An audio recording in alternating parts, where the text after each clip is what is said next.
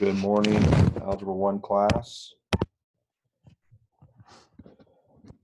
Appreciative of those who could make it to see the video today. Today we're going to wrap up our graphing of quadratics. But before we do that, I want to do a little review of what we talked about so far. Basically, I've talked about two different types of quadratic functions. First is if we have something like this, okay? Just to review, the negative sign, I'm going to use the book terms so that you're more familiar with that, is a reflection. And then what's that 3 do? Vertical stretch. Okay. Now, we can only use those things when it's in this form, right? When the quadratic function is in that form. Okay. Now, we can also use some of that if we have just a c that's being added or subtracted to it. Okay. So again, what does that number right there in front do? Vertical shrink by a factor of 4. What does that number do? Remember, the numbers in front are multiplying things, so they don't change the vertex. If we change A, it does not change the vertex. But if we change C, we'll move things because this is a translation, meaning a slide. We're just going to slide it up or down. In this case, we're going to do a vertical translation up 6. Okay, so as long as they're in one of those two forms, you can kind of use these shortcuts to graph your parabola. Okay, but as soon as we get into something that has a B,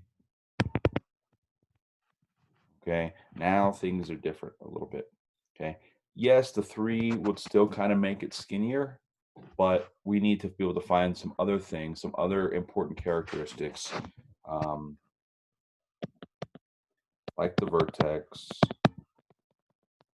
like the axis of symmetry, like the y-intercept, right? And those are the things that are going to help us be able to graph. You also have to be able to answer the domain, range. Okay, so let's go ahead and do this problem real quick, and then we're going to actually look at the graph today, how we would graph it. Not just being able to identify the graph, but what if you actually have to graph this, which you will. So we're going to use our same formula that we used yesterday, negative b over 2a. We're going to plug negative 6 in. We're going to plug 3 in for a, and that gives us a positive 6 in the numerator and a positive 6 in the denominator. So our x value of our vertex is 1, which helps us know that number right there, doesn't it? That equation, x equals 1, is our axis of symmetry. Now, we got to take that, and I'm going to do it way down here. We got to plug 1 in for x in order to find our y value. Now, something I forgot to remind you, but I heard a couple of students had this problem. When we have this portion right here, okay, you have to square. This goes back to our order of operations. You have to square the 1 first. Okay, you don't multiply 1 times 3 first and then square it. That's going to give you a bigger number and a wrong number. We want to square the 1 first, multiply it by 3. So 1 squared is 1, times 3 is 3, minus 6 plus 5. Okay, that gives us a y value. Let's see, 3 minus 6 is negative 3, plus 5 is 2. So now we have an x value of 1 and a y value of 2. I'm sorry. Yeah, 2. Okay. Now, where do we find the y-intercept? That's our next item on our list here. Right there.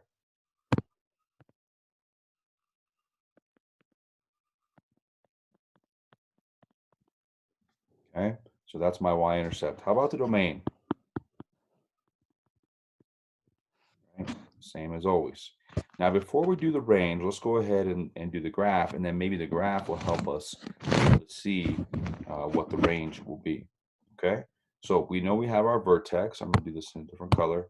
We have our vertex is at 1, 2.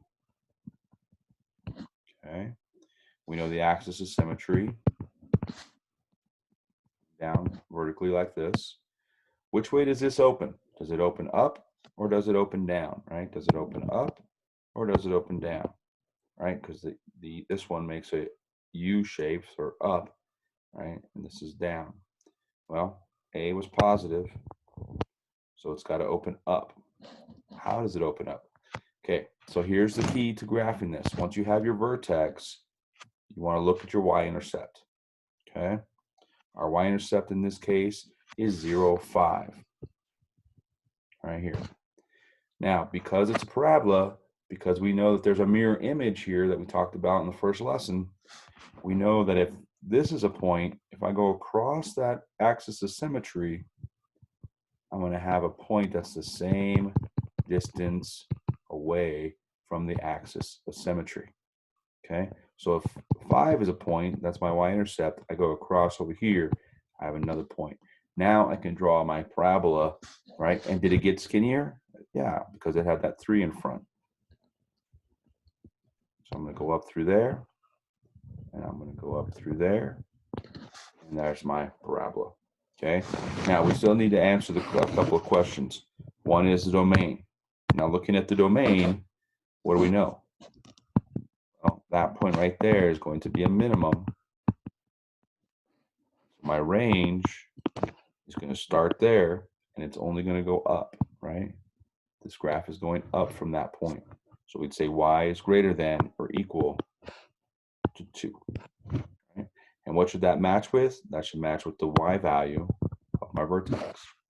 Okay, so we'd say this is a minimum, and that's about it. We have all of our important characteristics. We have the vertex, axis, symmetry, y-intercept, domain, range. We'd say it's a minimum at 1, 2. Okay, that's everything. All right, let's do another example. Let's try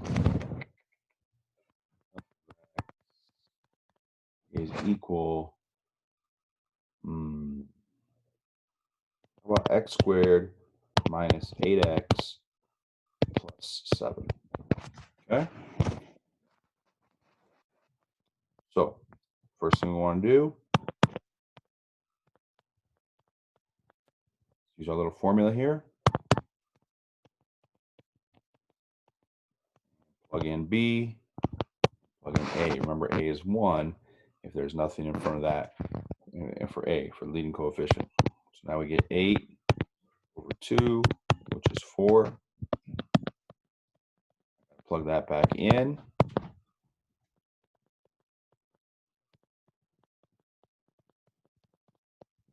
Okay, and I get 4 squared. 8 times 4 is 32, 7, and that comes out to be negative 16 plus 7 is 9. Is that right?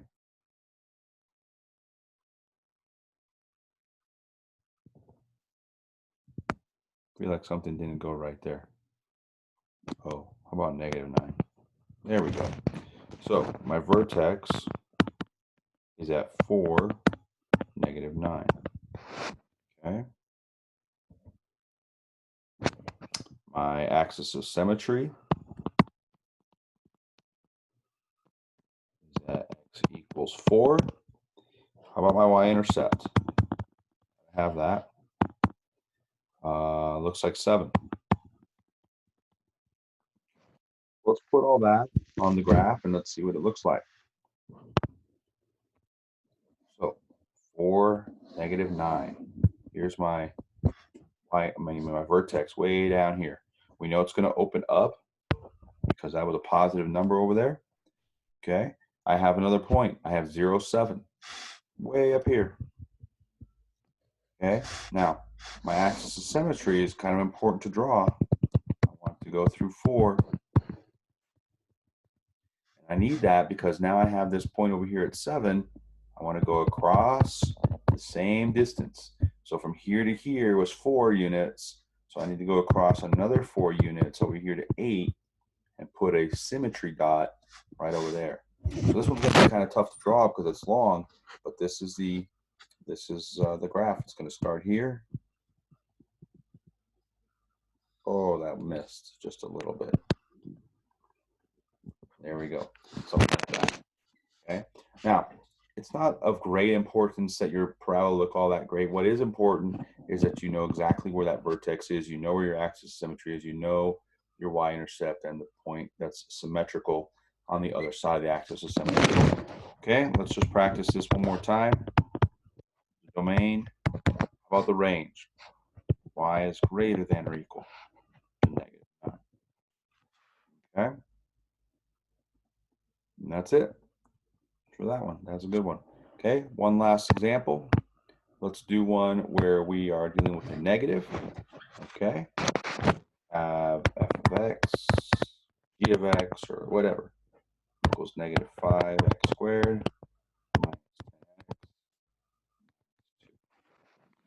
Handwriting's getting a little better on this, isn't it? B over 2a, negative 10 over 2 times a. Oh, that's nice. That's a positive 10 on the top because the 2 negative signs. And then 2 times -5 is -10. So we get -1. Okay, let's plug that in. Right. Notice I'm using parentheses, my substitution. Not like you haven't heard that before, right? So -1 squared is +1 times this -5 right here is -5. -10 times 1 is +10 minus 2. Some of you might notice a little pattern going on with these two numbers. -5 plus 10 is 5, minus 2 is 3. And my vertex is at -1, 3. Axis of symmetry.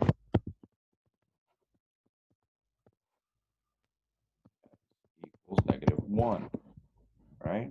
Y-intercept. Back to your original equation. There it is, 0, -2. All right, let's graph those points or that information and see what we come up with. Okay, so first of all, the vertex is at -1 and 3. Okay, my axis of symmetry is to do that. And my y-intercept is at 0, -2. I go across my axis of symmetry the same distance and put my second dot there. And now I have that. Now, it's negative, right? This number here was a -5. So it's going to go down. It's going to open down. And look at how skinny it's going to be. It has a 5 there. It's a vertical stretch. Right? This baby is skinny. Something like this. Okay. I have the domain. All real numbers. The range. Y is now, excuse me. Y is, let's get rid of that. Y is now less than or equal to 3, right? The Y value here, it's going to go this way and this way. Okay? Now, a couple of other interesting facts I want to point out on this last graph, just as we start to tie all this together. The last chapter we were doing solving of quadratic equations. Okay, remember when we find solutions, what we're really finding is x-intercepts. So this point and this point, if you notice, there's still symmetry between them as we look at the axis of symmetry. But those points where it crosses the x-axis would be our solutions. Okay, now those solutions look like they're decimals, right, or fractions. And so we probably have to plug this equation into the quadratic formula, it wouldn't factor. But just keep in mind that when you graph, those 2 points where it crosses the x-axis are your solutions to the equation. Now, we're not going to ask for those, but I want to just bring that together, and we'll talk more about that in coming sections here of chapter 8. Okay? All right. Don't forget also, they may ask you a problem like this. Is it a min or a max? And this point, because it's the highest point, now would be a max of 3, which matches the y value of our vertex. Okay? All right. So that should take care of it. Except, oh, actually, I want to do one word problem real quick because this is fun. Okay? So I don't know if any of you have ever used a water balloon launcher. I made out of surgical tubing. It's a lot of fun. Just don't hit anybody. Okay. But when you launch a water balloon, or you throw a ball, or you hit a ball, kick a ball, whatever the case may be, when you do that, it actually follows a parabolic arc. Okay. And so if we want to launch a water balloon with a water balloon launcher, there's actually an equation. Actually, hold on. Don't like that. It always starts off with a negative 16t squared. Okay. And then we have some other information with it. It's going to be going at 80 feet per second. And we're going to launch it. When it leaves this water balloon launcher, it's going to be 5 feet off the ground. And so this equation is going to tell us the path that that water balloon is going to take. Okay. And T always stands for time. Okay.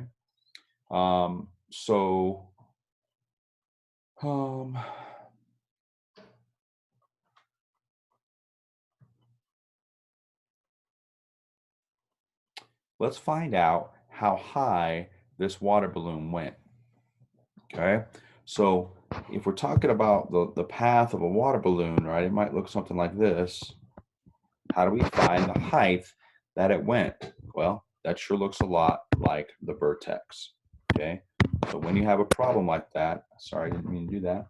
You want to go ahead and find the vertex. This back up there. Okay, so here we go.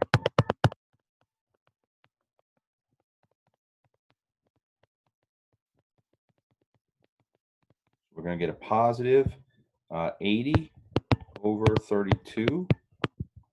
Okay. Now, because this is a real world problem, so to speak, we're going to go ahead and make that into a decimal. Okay. So 80 divided by 32 is 2.5. Okay. I really should be using T is equal to 2.5 seconds. It takes 2.5 seconds for that water balloon to get to its maximum height. Okay, let's see what that maximum height would be. We plug in our 2.5.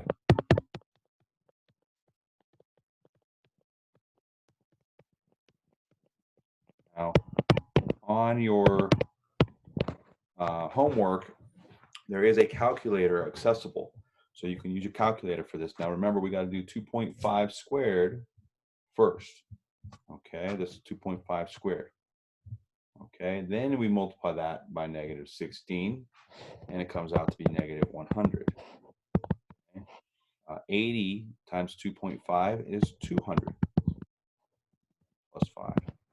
So negative 100 plus 200 plus 5, we get a maximum height of 105. Okay, now we probably have to adjust our dimensions here on our graph. Okay, but we're only going to use the first quadrant here. And so let's look at that. Okay, the vertex is at 2.5. So we'll go with a different color here. So 2.5 is my axis of symmetry. Okay, and we're going to say that each one of these is worth 10. So we're going to say it's at 10.5. So here's my vertex way up here. Now, where's the y intercept? Well, it's at 5. Okay, if I go across my axis is symmetry over here to 5. I'm going to put another point there. So this is actually now, if we just don't really count wind resistance or anything, this is actually the path that this water balloon would take. So it would get up here, it would get to its very peak, and then it would come back down. Now, how far did that water balloon travel? Okay. Well, we don't know how far. I'm sorry, I shouldn't ask that. How long did it travel? It traveled a total of 5 seconds. It took 2.5 seconds to go up and 2.5 seconds to come back down. Okay, but the answer to the question would be 105 feet, because the question was, how high did the water balloon go? Okay, so that is how we would approach that word problem, and you have one of those on your homework. Okay, so again, email me if you have any questions. We will not have a lesson tomorrow, but there is a quiz tomorrow that you will take on the Big Ideas website. So again, email me if you have any questions. Thanks for continuing to tune in, and we'll talk to you guys later.